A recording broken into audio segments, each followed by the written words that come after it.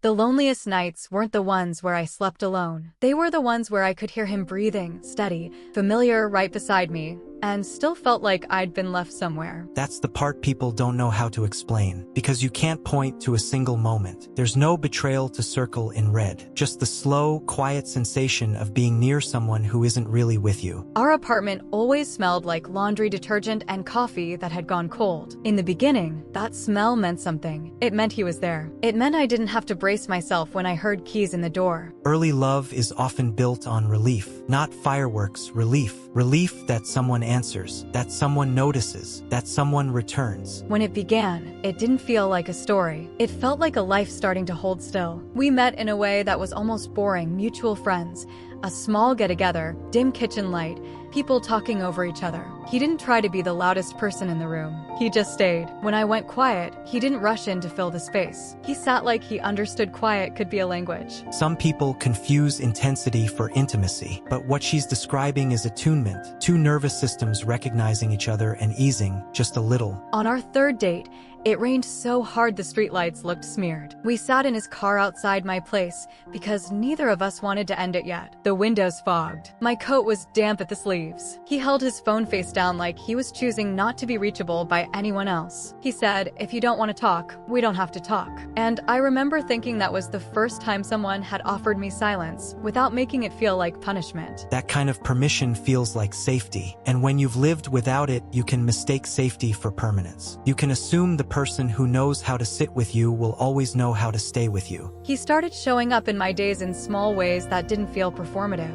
If I mentioned I liked a certain brand of tea, it appeared in his cabinet the next week.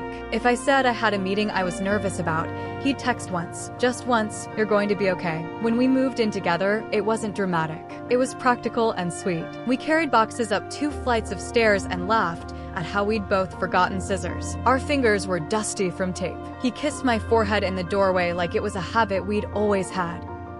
Cohabiting can feel like the final proof, like you've passed some invisible test. But living together doesn't deepen connection by itself. It simply reveals whatever your connection is made of, under fluorescent kitchen lights, under bills, under fatigue.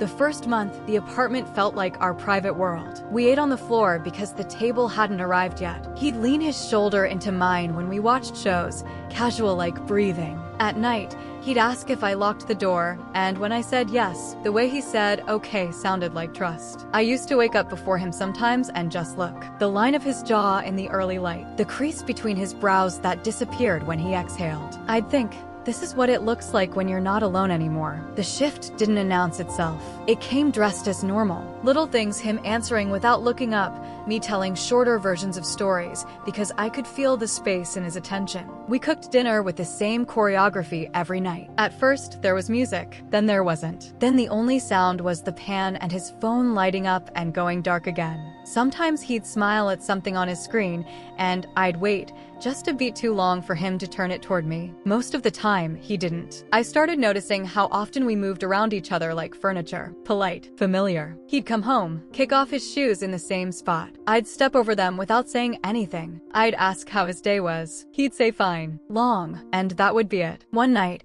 I got home before him, and the apartment was dark except for the blue glow from the router and the stove light. The quiet had weight. I realized I didn't feel excited that he'd be home soon. I felt prepared, like I needed to keep my voice gentle so nothing would break. When he came in, he kissed me quickly, asked if I'd eaten, offered to make something. I said it was okay, meaning it in the way people do when they don't want to ask for more and feel stupid for wanting it.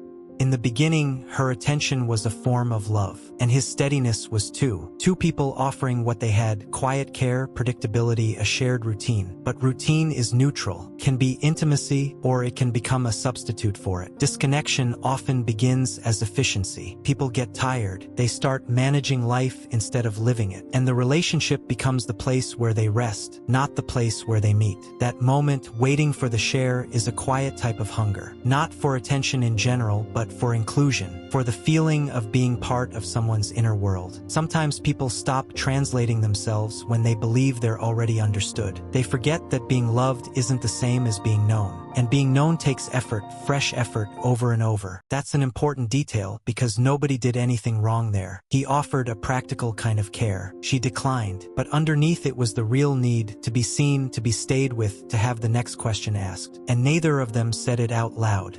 Later, I rested my head on his shoulder while the TV flickered across his face. It worked technically, but his body stayed angled toward the screen. He laughed. I didn't. I stared at the coffee table, 2 mugs, 1 tea tag hanging like a tiny white flag, and thought, I live here. So why does it feel like I'm visiting? After that, I started measuring nights by how many times he looked up. Not all the way, just enough to prove I existed. He worked at the desk under cool light. I moved through the kitchen in warm yellow glow, pausing sometimes with a mug in my hands, waiting for him to turn. When he didn't, I pretended I hadn't been hoping. There were no fights, just tiny edits we made to ourselves. I stopped talking when I saw the screen brighten. He stopped offering details when my questions got softer. We brushed our teeth side by side, looking at our own reflections. 2 people in the same mirror, not meeting. I stayed up later because the night felt like the only time the apartment belonged to me. I listened to dishes clink, water run. Sometimes I held my breath when he walked past,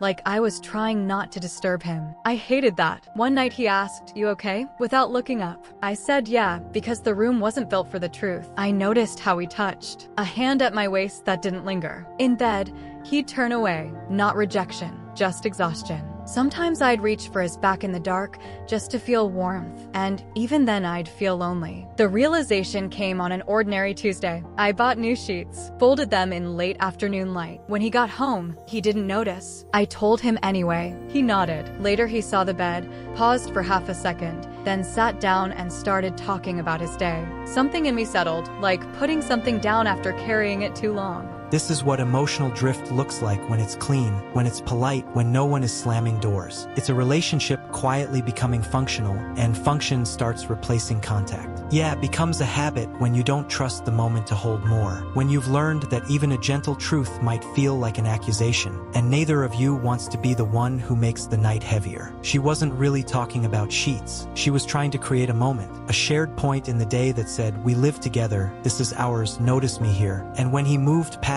it without meaning to, it confirmed what she had been feeling but refusing to name. I realized I wasn't missing him when he was gone. I was missing him while he was right in front of me. I'd been waiting for permission to feel that way. It never came. That night, in the new sheets, I wanted to ask if we were still together. Instead, I asked if he wanted to watch something. He said later. Later turned into sleep. I turned toward the wall and tried to match my breathing to his. I explained my sadness away, told myself he was tired, that it was normal, that we were past the honeymoon phase. I got good at shrinking. Some nights were fine. That was the hardest part. We laughed, ate dinner, planned groceries. And still I wondered how long it would take for him to feel my absence emotionally, not logistically. Then I felt guilty for thinking it. One night, he fell asleep on the couch. I covered him with a blanket and watched the TV light flicker across his face. I loved him. I felt far away, like loving someone through glass. I went to bed alone. The sheets smelled clean, but didn't fix anything. I listened to the apartment settle. His footsteps never came. That's the cruelty of this kind of pain. You keep thinking you need evidence, but loneliness inside a relationship doesn't leave bruises you can point to. It leaves quiet habits, like shrinking, like waiting, like editing yourself. Here's the emotional truth of it, without blaming either of them. When you live with someone, you can start treating their presence as guaranteed. And when something feels guaranteed, you stop reaching for it, not because you don't care, but because your brain files it under safe, handled, always there. Then life starts taking the best parts of you first, and the person you love gets what's left, your tiredness, your routines, your shorthand answers. On his side, he likely thought everything was okay because nothing was breaking. No fights, no ultimatums, no slammed doors. In his mind, the relationship was stable, but stability without emotional contact can feel like a house that's standing with all the lights off. This is why there's no villain here. He's not a monster. She's not unreasonable. They're just two people living inside a rhythm that stopped including the deeper parts of them. And once you've been living that way for a while, trying to talk about it can feel like breaking something that still looks intact. The thought wasn't that I should leave or that he should change. It was quieter, I don't know how to reach you without making you feel like you're failing me. In the morning, everything looked normal. He kissed my forehead. The shower ran.